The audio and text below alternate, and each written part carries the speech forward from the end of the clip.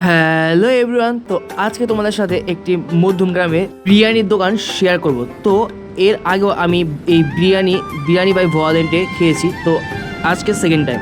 তো আজকাল মধ্যম গ্রামে নাকি বিরিয়ানি কিনলে স্মার্টফোন পাওয়া যাচ্ছে। তো আমিও আর দেরি না করে চলে গিয়েছিলাম বিরিয়ানি বাই ভোয়ালেন্টে। তো এখানে গিয়ে একটা পার্সেল নিয়ে নিই। তো এরপর আমি পার্সেলটা নিয়ে একদম চিরকুটে নাম ফেলেই এরপর টাকাটা পেমেন্ট করে দিই। এই টাকাটা পেমেন্ট করার পরই আমার হাতে একদম পার্সেলটা দিয়ে দেয়। তো এই পার্সেল নিয়ে আমি বাড়িতে চলে আসি। তো বাড়িতে এসে এখানে খুলছিলাম, খুলে ও কি সুন্দর গন্ধ ভাই।